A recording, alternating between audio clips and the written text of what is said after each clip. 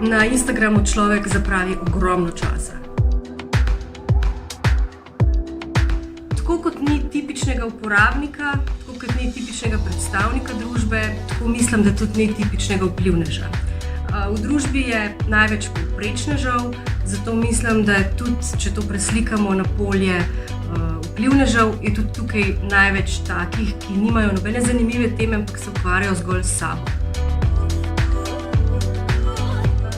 Jaz mislim, da jih ni tako veliko, kot je slabih.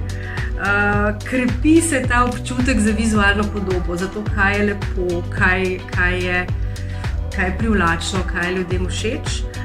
Bojda se tudi krepijo te neke umetniške sposobnosti in prepoznavanje teh umetniških atributov. Potem krepi se ta sposobnost fotografiranja, lepega fotografiranja. Bistveno bolj preprosto je navezovanje stikov, če smo na Instagramu, ker smo del neke skupnosti in Instagram spodbuja to komunikacijo. Pa nenadoma se ti lahko poveča krog ljudi, s katerimi komuniciraš, in potem morda se splete tudi kakšno novo prijateljstvo na osnovi zanimanja. Na Instagramu človek zapravi ogromno časa. Potem objavljanje zasebnih podatkov.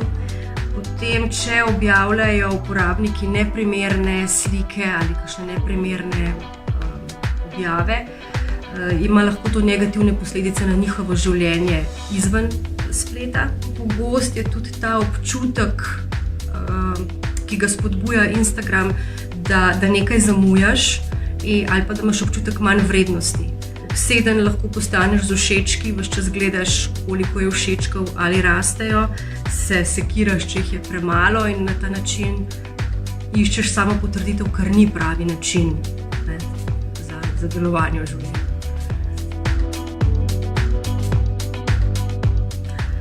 Jaz mislim, da je splet različnih stvari. Eno je to, da je zelo preprost za uporabo, se pravi, da ni zahteven za uporabnika, lahko se hitro nauči. Poudarek je na podobah, ki so vse bolj pomembne v življenju ljudi, in to je nek dražljaj, ki ga najbolj zaznamo. Zelo je površinski, ne potrebuje zahtevnih sporočil, tudi ljudje, ki niso pišoči, ki ne znajo dobro artikulirati svojih mnenj, ga lahko uporabljajo. Potem je pa pomemben še ta psihološki moment, namreč nudi nam sanje. Ljudje radi sanjarimo, radi se vračamo k tem sanjam, radi jih obujamo, radi gledamo in zato se vedno znova vračamo tudi na Instagram.